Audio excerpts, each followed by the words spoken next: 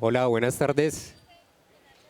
Les invitamos a que se junten, se acerquen. Vamos a iniciar el conservatorio.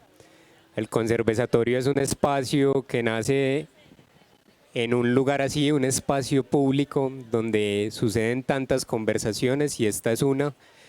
Hoy vamos a hablar desde la verdad, la cultura desde la verdad. Nos venimos al centro de Medellín, a la plazuela de San Ignacio. Este es el tercer encuentro de 6 conversaciones que iniciaron en Aranjuez, luego en Pedregal y ahora acá en el centro de la ciudad.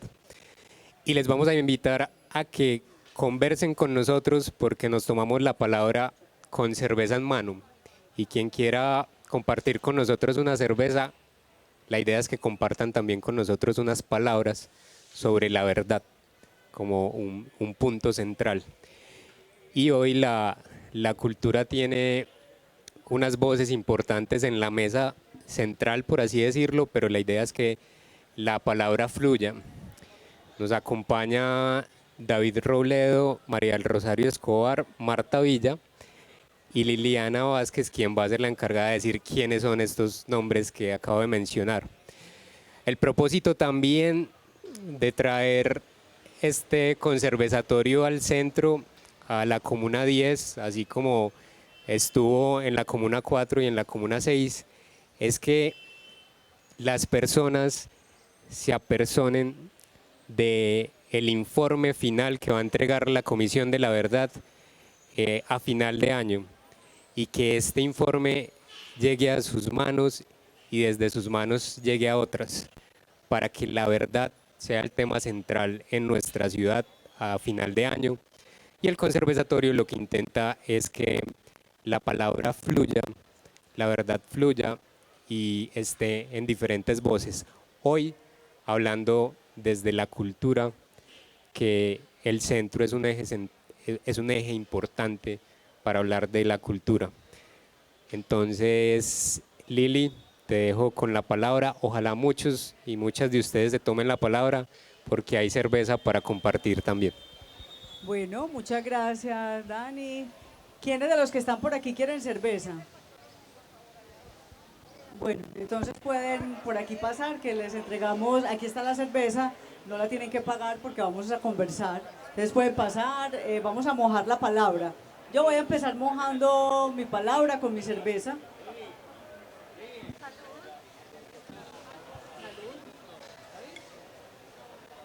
El conservatorio es una buena resistencia a momentos en la ciudad donde no dejaban hablar y no nos dejaban conversar. Y se decidió que a partir de tomar cerveza mojáramos la palabra y conversáramos. Y hoy vamos a conversar de ese papel de la cultura. Tenemos unas camisetas, si nos ven, Marta y yo tenemos camiseta que dice Dime la verdad. Hace parte de, enseguida Marta nos explica de las campañas que tiene la Comisión de la Verdad. Quienes quieran camiseta, allí tenemos 3 referencias de camiseta. Yo espero la verdad, somos verdad, dime la verdad. Quien quiera la camiseta también se la vamos a obsequiar porque queremos que muchas personas estén caminando por la verdad. Allí, hola. Pueden pasar, amigo, bien pueda tomar la cerveza, claro, y conversemos. Entonces allí están las camisetas, quienes quieran una camiseta de la verdad, aquí a mi izquierda la tenemos. A ver, ¿cómo es? Levanten la mano donde está la camiseta, por favor. Por el lado de allá. Eso, bien puedan. Y pueden ir por su camiseta mientras vamos conversando. Me acompañan, como lo decía Daniel, está a mi derecha Marta Inés Villa, ella es la directora de la Comisión de la Verdad para Antioquia. La conocemos mucho porque fue la directora de la Corporación Región, una corporación fundamental en el trabajo por la democracia en el departamento y especialmente en la ciudad de Medellín. Luego está María del Rosario Escobar, exsecretaria de Cultura de Medellín, actual directora del Museo de Antioquia y pues habitante del centro de manera constante, pues porque imagínense, el museo es un activador de una zona que queremos mucho en la ciudad. Y también está a su lado, está David Robledo, es músico, trabaja en la Corporación Común y Corriente, aquí arribita en la sede, en la Pascasia, que es otro momento de encuentro y es un espacio muy bello que se ha ganado el centro de la ciudad para conversar, para gozar las músicas, y para tener otras expresiones artísticas y recuperar zonas de la ciudad que se requieren para caminar y conversar. Hoy con ustedes, con quienes se quieran unir, y si no yo me voy a ir con el micrófono a preguntarle a algunos, vamos a conversar de la verdad. Y para iniciar quisiera saber a ustedes, empecemos con ustedes, ¿cuál es el valor de la verdad? Para mí el valor de la verdad radica en que cuando tenemos la verdad podemos, o por lo menos yo siento que puedo tomar decisiones, que tengo la información para tomar decisiones y manejar las emociones que desatan la verdad, porque la verdad desata muchas emociones, a veces unas rabias, a veces dolores, a veces ganas de no saber más, a veces tranquilidad, paz, reconciliación, o sea, la verdad, dependiendo de la motivación de la verdad, por lo menos yo siempre la necesito para poder entender mis emociones, atender las emociones, pero además tomar decisiones en la vida. Para ustedes, ¿para qué es la verdad? ¿Quién quiere arrancar? Marta, ¿por qué vale la pena la verdad? Buenas tardes. Bueno, no, primero muchas gracias por esta invitación a este espacio. Desde la Comisión de la Verdad, pues una de las cosas que queremos es hacer muchas conversaciones de estas en la calle, con las organizaciones, con los pobladores, porque tenemos que saber eso que estás diciendo, para qué es la verdad. Y digamos que yo diría que la verdad es para comprender colectivamente cualquier cosa. ¿Qué pasó? ¿Por qué pasó? ¿De quién fue la responsabilidad? Comprender. Ese para mí es ese sentido, digamos, de la verdad. Perfecto, María del Rosario. Para vos, ¿para qué conocer la verdad? Muy buenas tardes a todos. Muchas gracias por estar aquí y escucharnos, compartir un momento del tiempo. Estamos en un espacio muy bonito. Muchas gracias por este marco de conversación. En el campo del arte y de la cultura, la verdad es un concepto supremamente difícil, digamos que poco se persigue o se trae en la conversación porque es un concepto múltiple, hay tantas verdades como emociones, como sentimientos, como aproximaciones, no tiene una... Solo significado. Exacto, no existe la verdad, sino las verdades. Inclusive Kandinsky, en el libro de lo espiritual en el arte, trata de acercarse a lo verdadero como aquello que uno siente que le llega y le dice algo y es profundo. Entonces ahí habla pues como de que lo verdadero y lo espiritual tienen un sentido, pero igual en la gestión de la cultura la verdad sí es fundamental, porque es muy importante entender las motivaciones, las intenciones, para poder generar un campo que sume, que es fundamental también en la gestión cultural. Si no suma, tal vez no valga tanto la pena. Claro, porque es un gran esfuerzo además. Cada acto, cada momento, cada hecho cultural requiere poner al servicio mucho. Porque además la gestión de la cultura debe redundar en el valor social. Entonces, obviamente, aunque sea un ejercicio anárquico o aunque sea un ejercicio... Sí, claro, debe redundar en el valor social. Entonces, ahí es muy importante no solamente reconocer la verdad, sino que ya en este campo, pues yo hablaría que tenga como una motivación o una intención que sea clara, que sea manifiesta, que permita que todos tengamos las manos limpias sobre la mesa, inclusive para cuando vamos a manejar veneno, que pasa mucho también en el arte. Sí, bueno. David, para vos, ¿por qué es importante conocer la verdad o el valor de la verdad para vos en tu ejercicio artístico en la corporación? Pues como decía María del Rosario, aún en el arte, cuando uno trabaja la ficción, tiene que hacerlo con verosimilitud. Entonces la honestidad siempre es un ingrediente muy importante para lograr eso. En esa medida, ya cuando el arte empieza a participar de la sociedad por medio de la cultura y la ciudad se aglutina alrededor de esos espacios o eventos artísticos, la verdad es importante porque sirve para conocernos y para entendernos, como decía Marta. Es el ingrediente primordial, pues es la materia prima para el arte también, aun cuando se recuesta en la ficción y no en hechos, digamos, reales. Bueno, yo me acabo de poner el tapabocas porque me voy a ir a preguntar la verdad. Hola, ¿cómo te llamas vos? Buenas tardes, mi nombre es Albert Molina, profesor de Educación Integral, soy de Venezuela y bueno, nada, aquí compartiendo el conversatorio sobre la verdad con ustedes. Bueno, qué bueno hermano venezolano que estás aquí, me alegra mucho que nos acompañes. Y para vos viene interesante, para vos, ¿qué valor tiene la verdad?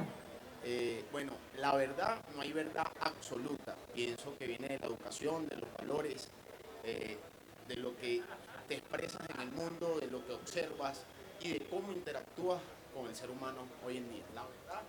La verdad es parte del patrimonio personal que uno le da a la vida. Vale la pena conocer la verdad. Sí, claro. Pero como te digo, la verdad no es absoluta. Todos tenemos un mundo, una perspectiva, una visión diferente. Entonces la verdad viene de nuestros corazones. Bueno, sigue mojando la palabra, que te va bien con eso. Me vengo por aquí con los que están haciendo fila por la camiseta de Dime la Verdad. Hola, ¿bien o no?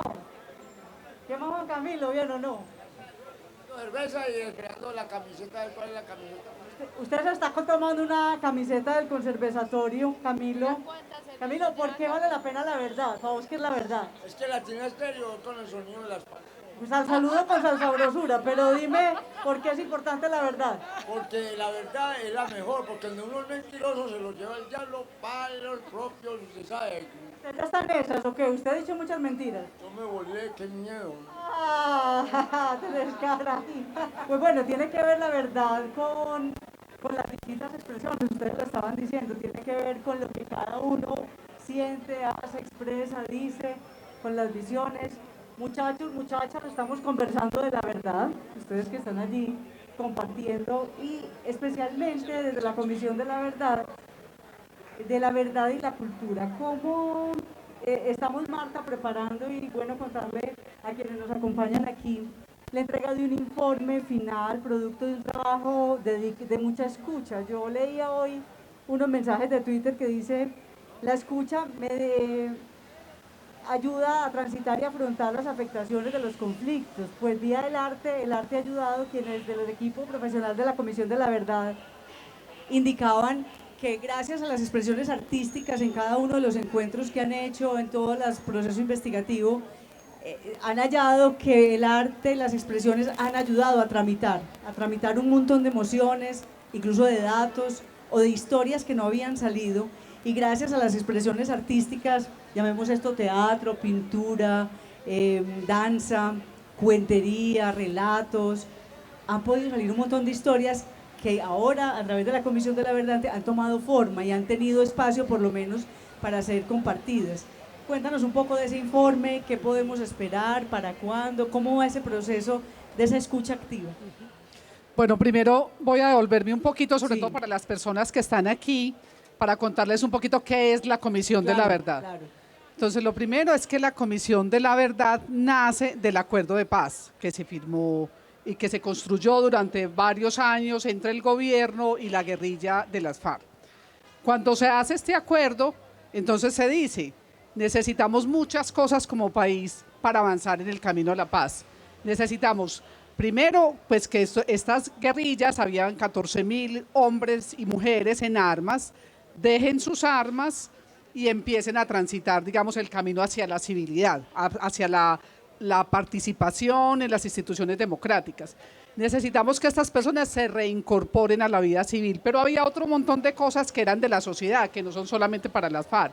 El tema de la participación ciudadana, el tema agrario, y hay un punto especial del acuerdo de paz que se llama el Sistema Integral de Verdad, Justicia y Reparación.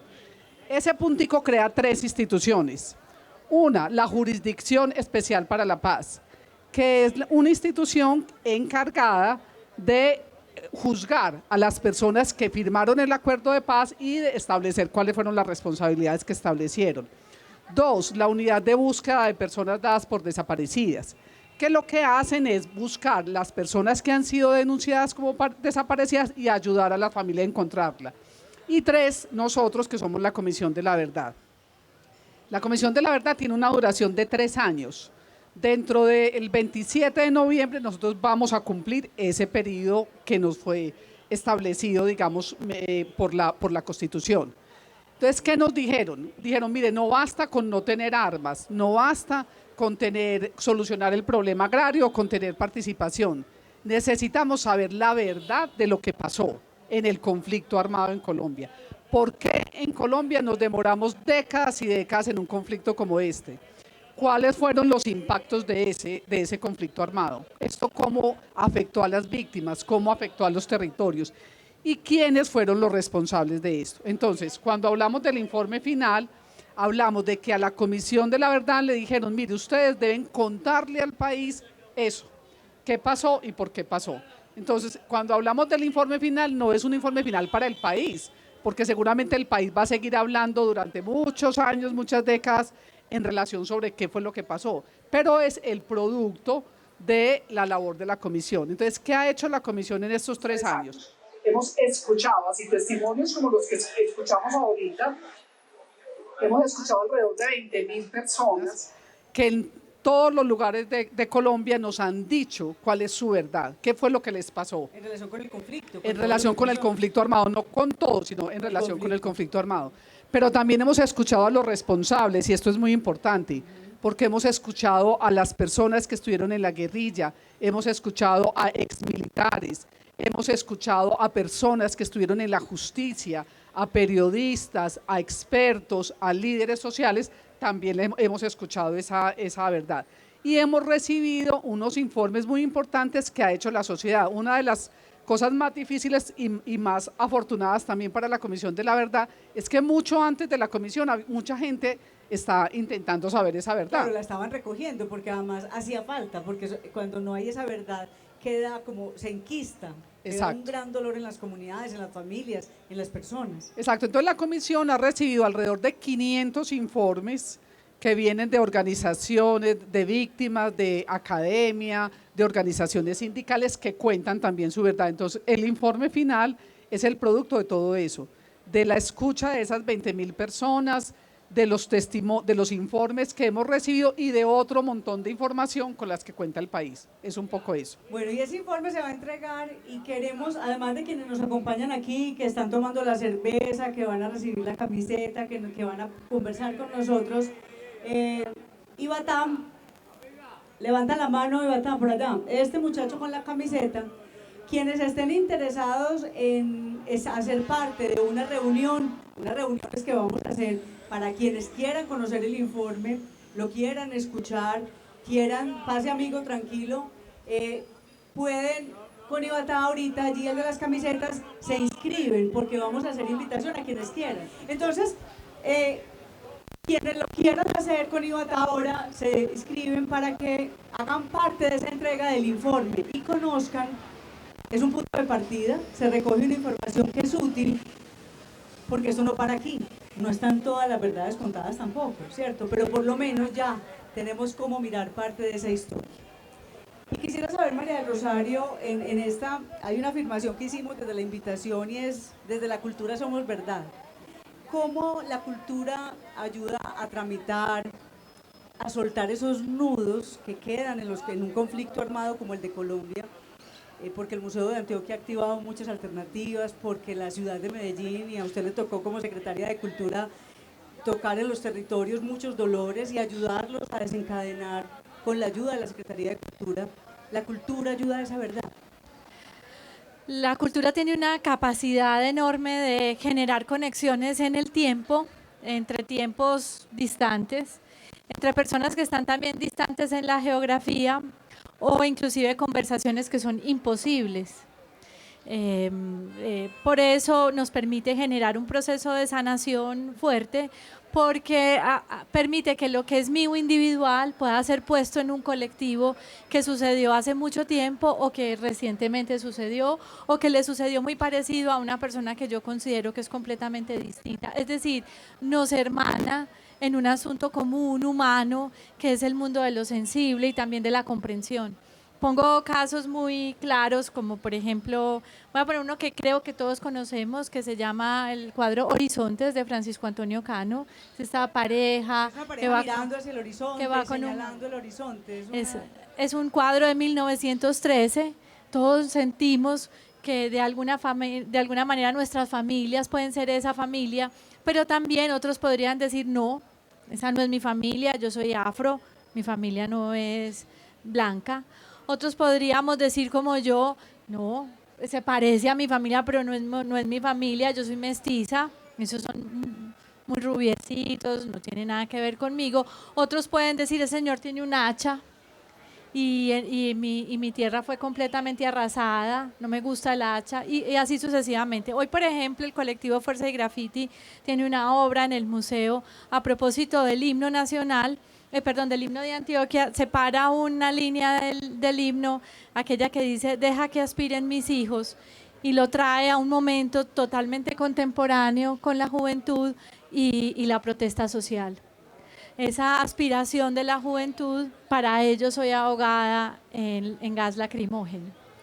Entonces el arte nos permite que miremos ese horizonte de muchas maneras, o que cantemos el himno en un sentido que de alguna forma cuando Epifanio Mejía lo escribió pensando en la libertad. Hoy los jóvenes lo miran de otra manera y otros podrían decir eso tiene que ver con el narcotráfico. Entonces miren la capacidad del arte, y cuando vamos al museo no nos sentimos ofendidos porque no te está hablando a ti específicamente, no está diciendo María del Rosario Escobar, dice, sino que todos decimos, deja que aspiren mis hijos. ¿Qué dices tú? ¿Qué dices tú? ¿Qué digo yo? Ese es el poder. ¿Cómo lo ves vos? Vos sos joven, estás en un colectivo, pues. Así es. Pues, de este promedio de nosotras tres, es baja un poquito, parece, pues por lo menos nos engaña muy bien.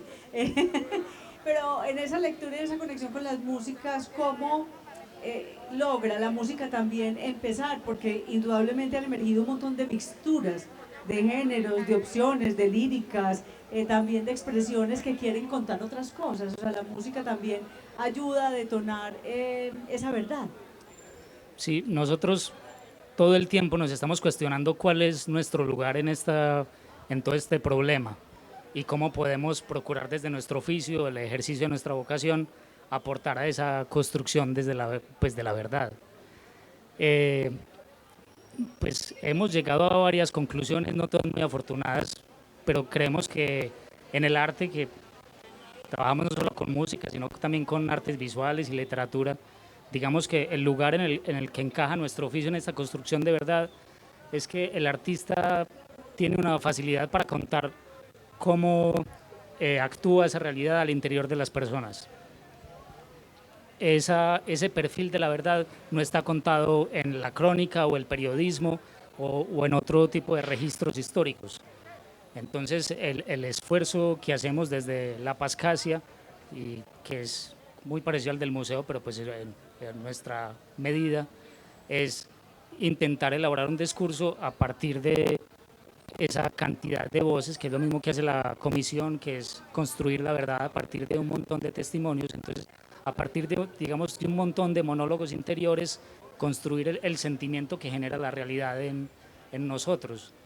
Esa es más o menos como una de nuestras tareas y nuestro esfuerzo. Y por esa vía, esta situación del conflicto armado que hemos tenido, se han podido, han encontrado ustedes ahí una salida, un camino para los de la ciudad, los de los barrios, los que están pasando en cada uno de los espacios que habitan, los que participan en tus grupos.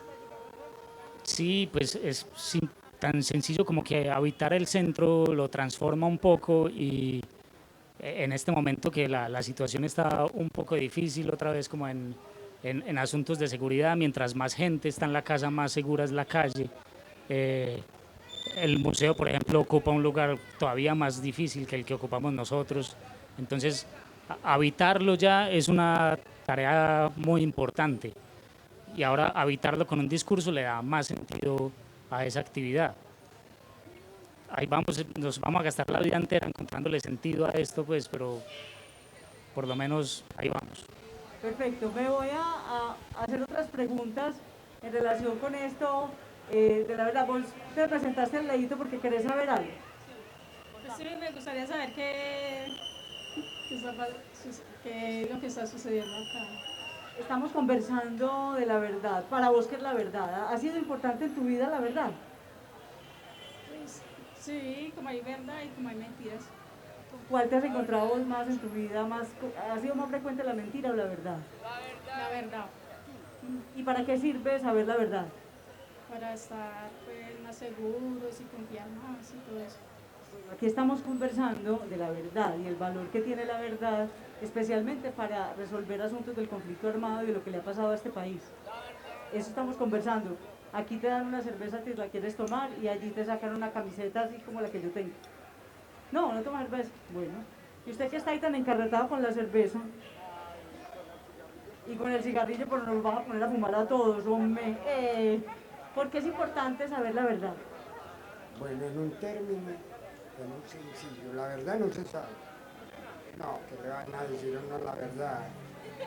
La verdad se conoce cuando hay problemas, conflictos entre el mismo gobierno con el mismo gobierno, pero el pueblo no sabe la verdad.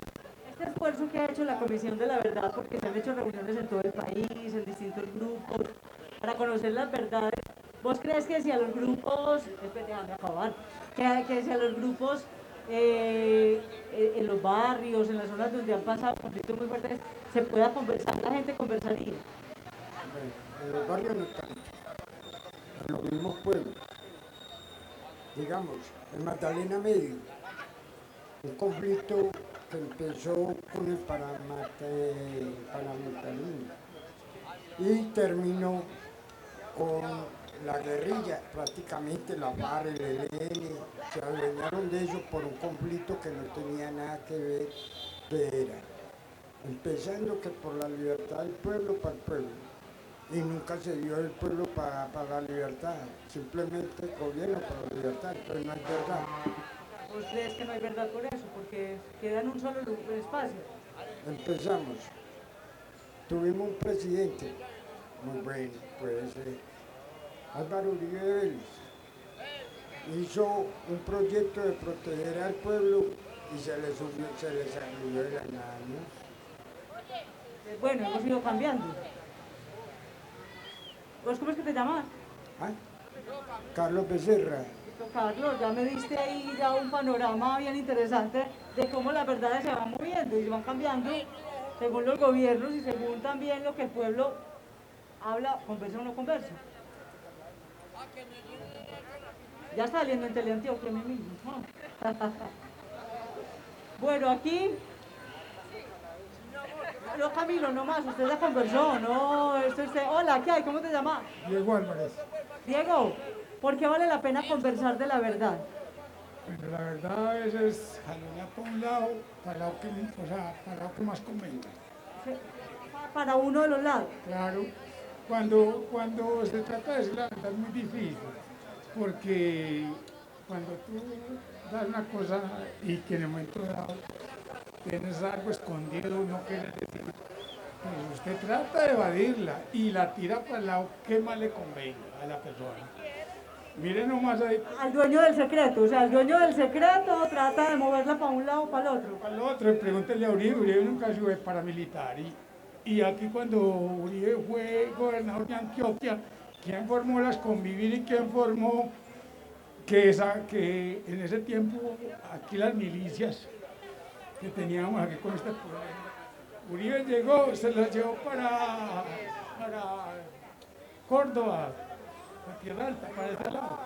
A los Montes de María estuvieron 90 días. los llevaron en los helicópteros de la Fuerza Armada. Yo trabajaba en el aeropuerto en ese entonces. Entonces, uno dice, si él llevó a esos terceros para esa gente allá, los volvió esclavos y los iban a resocializar, formar unas cooperativas. Las cooperativas no las pagaba el Estado, las pagaban los comerciantes. Y eso en este momento, ¿en qué se le volvió? Se le salió el Estado en las manos, que ya todo el mundo empezó a delinquir con ese bajo. Y conversar, Diego, de esto es importante, vale la pena conversar de estos temas. Sí, claro, porque esos temas, pues de todas maneras, lo que trajo fue odio y venganza, porque de verdad nosotros nos separamos en este momento, vamos, mejor dicho, vamos sin rumbo, porque de todas maneras la guerrilla sigue trabajando, a pesar de que hay un ¿cómo es que es? No, hay el grupo, lo que la paz se entregó, pero ya hay otros grupos. Nunca el ELN se entregó. Entonces, ¿qué te digo? ¿Cómo va a haber paz donde hay todavía grupos armados? No hay.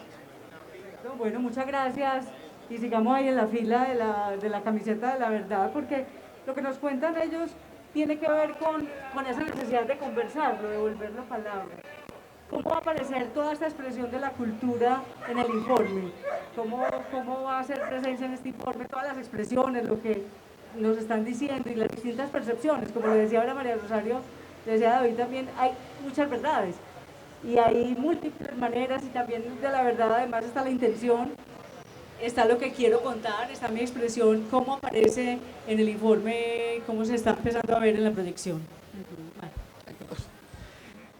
Bueno, no, de varias maneras. O sea, una es dentro de los hallazgos que la comisión ha ido construyendo con esa escucha que hemos tenido, se habla de una noción que es la inmaterialidad de la guerra. ¿Qué quiere decir eso? O sea, aquí han mencionado unos lugares, el Magdalena Medio, han mencionado unos actores, que la guerrilla, que los paramilitares. Y una cosa que quiere la comisión, no que quiere, sino que ha encontrado en esa escucha, es que esta guerra no se responde solamente por los ejércitos. Si desarmáramos los ejércitos todos, igual habrían unas expresiones, digamos, de la guerra y de la conflictividad que permanecerían. Y entonces esto tiene que ver con un asunto, y es cuáles son esas mentalidades, cuáles son esas maneras de relacionarlos, cuáles son esos sentidos, esos imaginarios que han soportado la guerra a través de expresiones como la religiosidad o las relaciones de poder o las relaciones de las normas. Entonces, digamos, ahí hay un asunto muy importante, porque es entender, si entendemos que hay una parte inmaterial de la guerra, entendemos también que hay una parte inmaterial de la paz, que para construir paz necesitamos afectar esos niveles del pensamiento, de las maneras de relación. Eso es un nivel en la comprensión de por qué la guerra y de por qué ha durado tanto. Y hay otra que es muy importante y que tiene que ver con lo que ustedes hacen, que son las resistencias.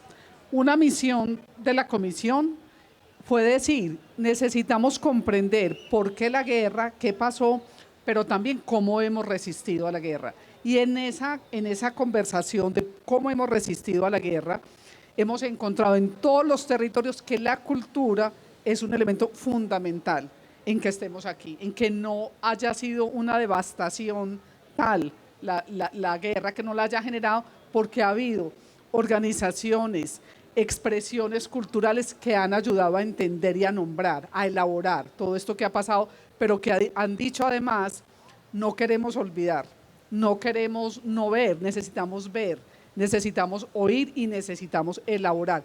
Y el arte y la cultura es una herramienta fundamental y muy poderosa para poder hacer esa elaboración. Claro, miren qué tan especial. Esto no es simplemente una entrevista y sale el informe, no, esto es un proceso largo que lleva varios años de ir escuchando, de ir recogiendo, de identificar.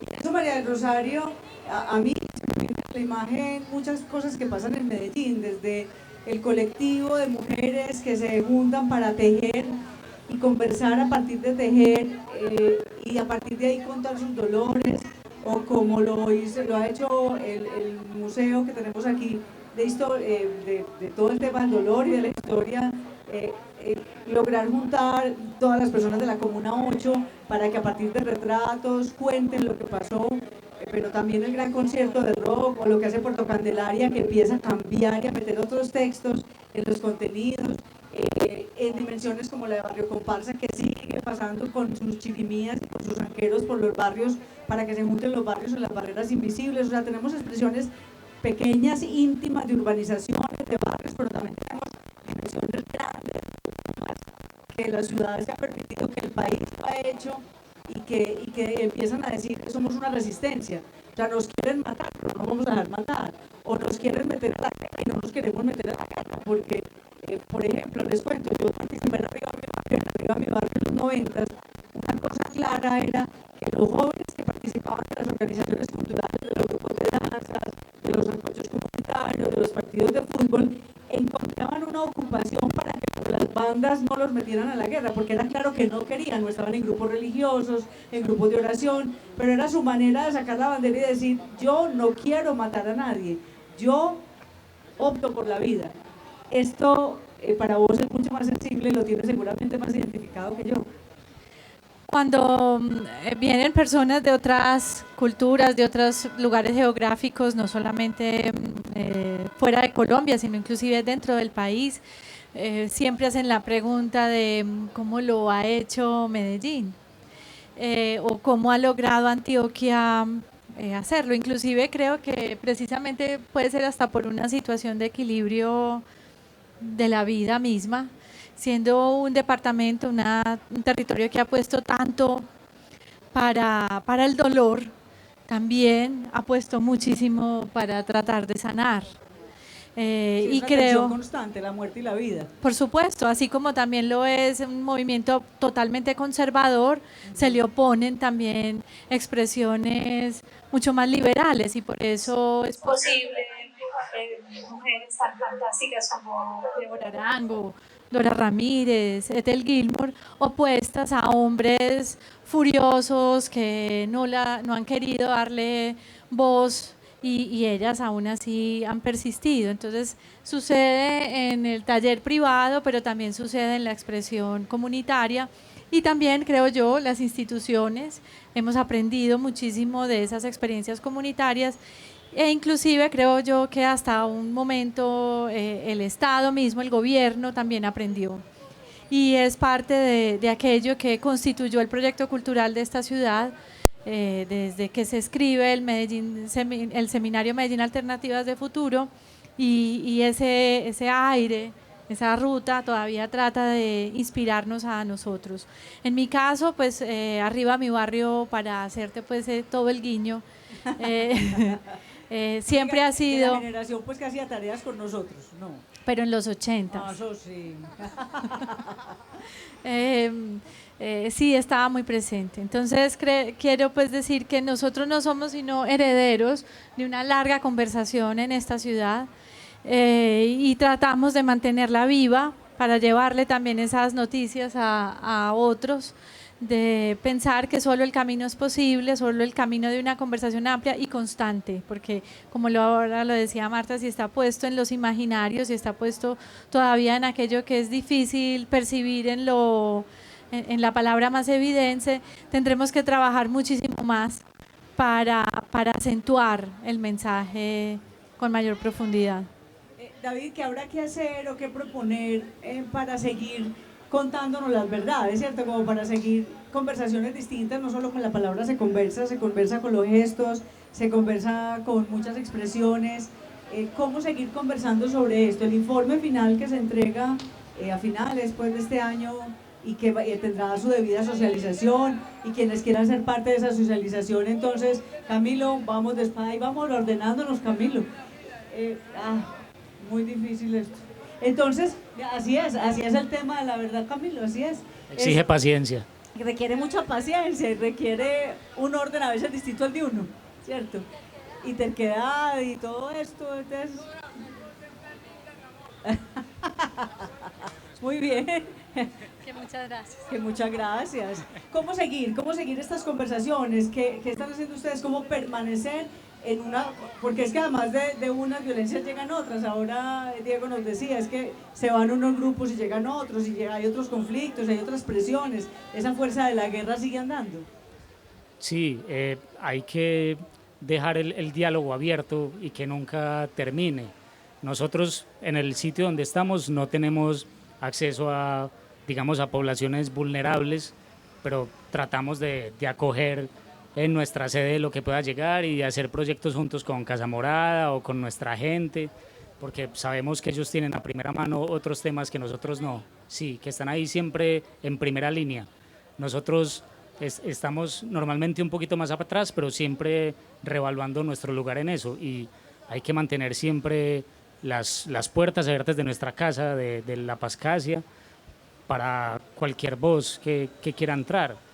Pues, la casa en la que estamos es la casa de la familia Jesús María Valle, y tenemos un pequeño mural, pues como una suerte de homenaje allá afuera, pero al momento cada que se acercan las elecciones, pues cuando muchas veces sentimos como, bueno, este es un tema importante, un tema urgente, pero no podemos ensuciar todo lo que hacemos con este tema, porque hay que hablar de otras cosas. No todas las canciones deben ser sobre esto, ni los libros, ni las exposiciones, pero las conversaciones sí son importantes tenerlas. Entonces acogemos a todos los candidatos de alcaldía o de presidencia también, y no le cerramos la puerta a nadie. El Centro Democrático quiere ir a la casa a hablar, y a pesar de que es la casa de Jesús María Valle y que hay, digamos que hay ciertas escamas o cierto dolor ahí latente, tienen que entrar y conversamos. Y estuvo Iván Duque hace 4 años ahí en una conversación, pero también estuvo Claudia López, estuvo Jorge Robledo, y ha habido también gente de las FARC,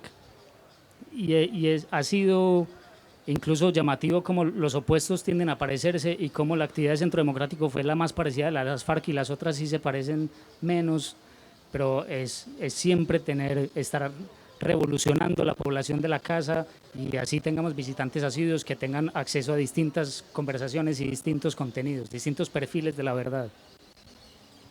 Estás diciendo una cosa bien interesante para quienes están aquí con nosotros, y es mantener la conversación. Miren, es muy fácil estar entre parecidos, y lo más fácil es que los que nos parecemos más nos juntemos, y lo viven ustedes en las experiencias de los compañeros del colegio, de la universidad. Saquen a aquel o aquella que es muy conflictivo, no lo metan al grupo de WhatsApp porque pone mucho problema. Estemos con los mismos. Y nos das una lección muy linda, y es: hay que estar con los diferentes, con los que piensan distintos, y escucharnos. ¿Qué puede pasar? Que me dé nuevas ideas, nuevas motivaciones, puede hasta antojarme conocer un poco más, pero también me puede reafirmar en mi postura de que ese no es mi tema, al escuchar muy bien. Lo que pasa es que la escucha activa exige disponerse, y no solamente disponer los oídos, disponer el alma. Requiere que el alma, que el corazón, que el espíritu, que el respeto por el otro o por la otra, por su diferencia, tenga lugar, y que podamos conversar. Entonces, muy bacano lo que decís de lo que pasa en la sede de la Pascasia, de que hay espacio para que distintas expresiones, porque eso es lo que genera una cultura de la convivencia y una cultura del diálogo. Solamente así podemos. Hay que empezar desde la casa, en donde los distintos podamos conversar, podamos estar y no hayan exclusiones. Lo decía ahora el compañero, los secretos a veces cuestan mucho sacarlos, y se sacan para donde más me convenga. Entonces, entre menos secretos existan, más posibilidad de fluir en la conversación, podemos ir abriendo más espacios para esa verdad.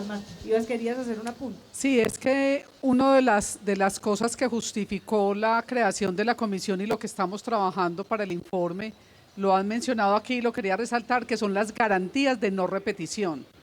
¿Qué quiere decir eso? Pues que nunca más un conflicto armado como el que ha vivido Colombia vuelva a repetirse.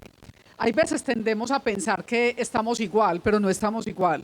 O sea, cuando se firmó el acuerdo de paz, hay 14.000 hombres y mujeres menos que están portando las armas y que están reincorporados a la vida civil. Las cifras de secuestro han rebajado de manera ostensible. El tema de las minas antipersona han rebajado de manera ostensible. La desaparición forzada ha rebajado. Entonces, digamos, esto es muy importante, porque a pesar de que tengamos la sensación de que es muy inseguro, de que no hay los mecanismos de participación, sí, es verdad, todavía no se ha logrado todo, pero no estamos hablando del conflicto armado que hablamos cuando se firmó el acuerdo de paz. Entonces, esto es muy importante, porque esto es lo que justifica que sigamos todos y todas trabajando en la perspectiva de la implementación del acuerdo y comprometidos con que esa verdad que vamos a proponerle al país tenga oídos y tenga gente que pueda escucharlos, sobre todo en la perspectiva de qué tenemos que hacer como sociedad para que nunca más un conflicto armado como este, que no nos olvidemos, ha generado más de 8 millones de víctimas. O sea, eso no se nos puede olvidar. Más de 8 millones de víctimas, más de 6.000 personas ejecutadas por ejecuciones extrajudiciales. Es decir, las cifras son alarmantes y esto justifica que haya un acuerdo y justifica que nos atrevamos a construir una verdad que va a ser seguramente incómoda, que nos va a generar muchas discusiones, muchos debates, pero que es necesaria precisamente para no repetir. Claro, y que muchas personas se van a resistir a leer y a aceptar lo que hay en los documentos y van a tratar de ocultar y de subvalorar y de burlarse, de ridiculizar o de esconder esa verdad. Por eso, quienes quieran ser parte de los grupos a quienes se les va a presentar ese informe, pueden inscribirse aquí donde estamos conversando con Ibatá, que vuelve y levanta la mano por allá, que está haciendo las camisetas. Él está haciendo un listado de quienes sí quieren ser invitados, porque también vamos a volver aquí al centro, pero ya en una reunión más íntima para contarles el informe. Quienes lo quieran se inscriben con él y ya simplemente con eso los invitamos, y así lo hicimos en Aranjuez, que hicimos la primera conversación, en Pedregal, que hicimos la segunda conversación, en esta tercera conversación, y las vamos a seguir haciendo para lograr. ¿Por qué? Porque, miren, el pasado es muy importante y este informe nos va a ayudar a comprender asuntos de un pasado que para muchos sigue muy presente. Tenemos una generación que nos oye hablar de eso y se asombra un poco y no entiende mucho, y algunos se interesan, y la idea es que se interesen mucho, porque de esa información es útil para comprender el presente, y no puede haber futuro si un presente no lo tenemos muy claro, porque es que el futuro no es más que consecuencia del presente que estamos viviendo. Sino, claro, futuro, justicia, tú le estás poniendo elementos que son claves y es realidad. No tenemos una democracia perfecta, no hay democracias perfectas. Sin embargo, cada vez debemos estar más cerca de una democracia que permita a la ciudadanía construir sus posibilidades, sus derechos de participación. Los datos que Marta estaba dando son impactantes, cómo hemos bajado de muchas situaciones graves. Antioquia fue el departamento con más secuestros, era donde existieron más secuestros en el país, y es increíble sentir los dolores de todas esas familias. Hace poco ustedes estuvieron en Caicedo tratando de poner de alguna manera en un lugar de mayor tranquilidad a que el dolor que eso significa el asesinato de Guillermo Gaviria y Gilberto Echeverry, que estaban buscando todo un camino de la no violencia para esta región, y sigue, es un dolor que se reaviva. Sin embargo, se avanza ya en las conversaciones de quienes participaron. ¿Qué sigue, Marta? Está el informe, está la entrega, están las conversaciones. ¿Qué se espera de esa presentación del informe y cómo de alguna manera lograr que nos antojemos de leerlo y de usarlo para los trabajos que cada una de las personas tiene? Pues dos cosas, o sea, una, queremos que la entrega del informe sea un acontecimiento para esta sociedad. ¿Qué quiere decir que sea un acontecimiento? Que todos lo recordamos, que sea un hecho memorable, que ese día en las escuelas, en las iglesias, en las empresas, en la calle, demos de qué hablar, o sea, que la gente hable sobre esto. Yo les decía también, el informe que va a presentar la comisión no es la última palabra, a pesar de que nosotros le digamos informe final.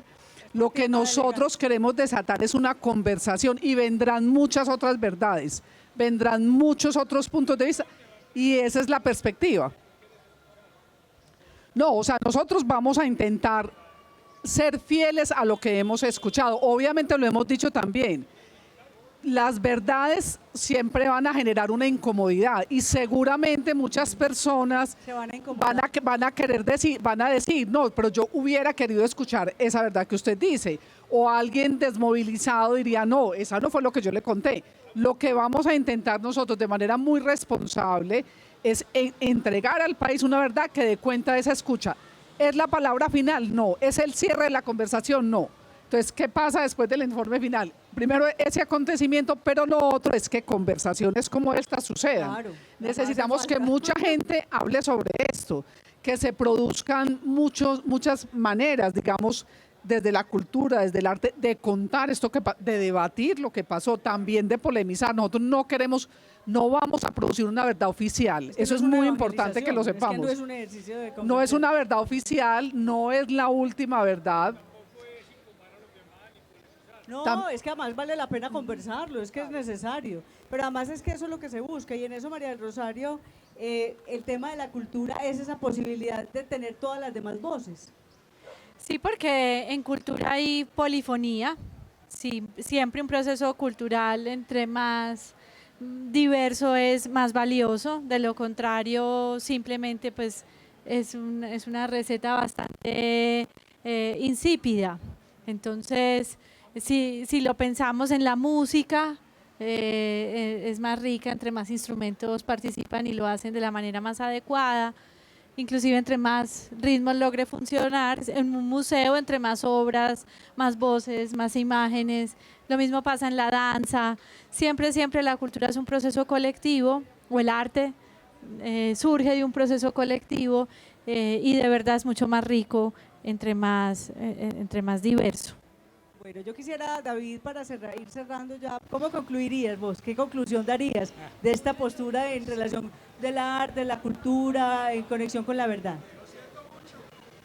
Lo siento, pero usted no va a cerrar completamente, pero es una ronda de todos. No, pero sacar la principal conclusión es que es inconcluyente esta conversación y que lo importante es mantenerla viva. Ajá.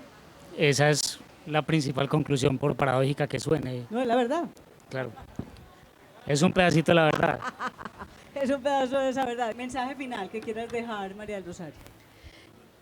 Creo que la invitación es a sentirnos incómodos y a pensar que en medio de esa incomodidad nadie tiene que sufrir, nadie tiene que ser negado ni silenciado, que es una falsa presunción aquella de vivir siempre en armonía.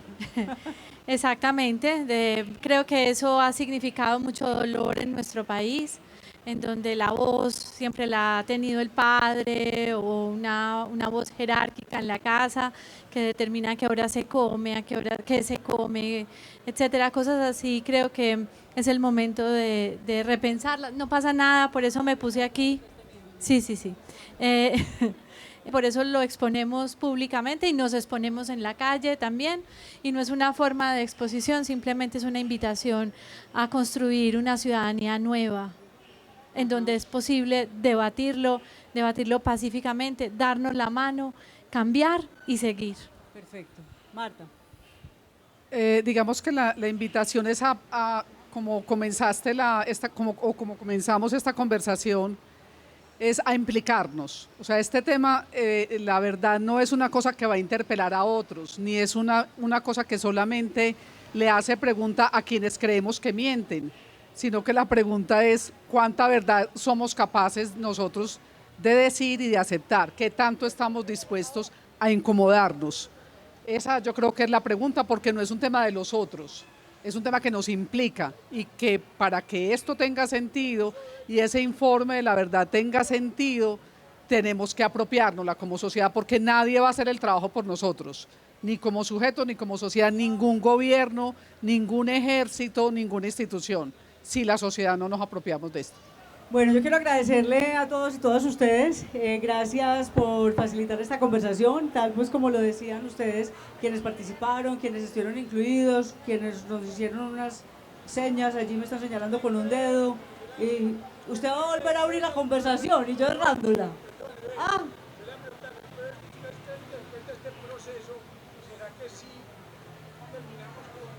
No, mijo, es mucho lo que nos toca hacer. No, esto es de muchas generaciones, porque además tiene que ver con los corazones, con los seres humanos.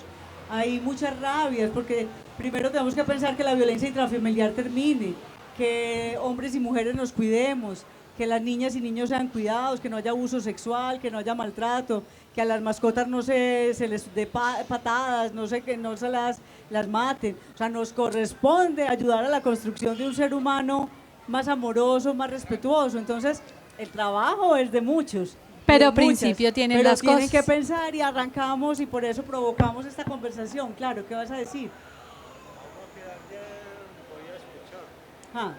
puede regalar un momentico? Yo lo tengo el micrófono, espéreme, yo me pongo el tapabocas y yo lo tengo con mucho gusto. Es segunda vez que puedo hablar sobre esto. Venga, mire para el lado de allá, para que lo vean todos sus compañeros. Yo fue en el 2005, en el batallón Pero Justo de Río. Yo era un soldado regular. Yo es la primera vez que lo hago público. La segunda vez lo hice aquí en Confama.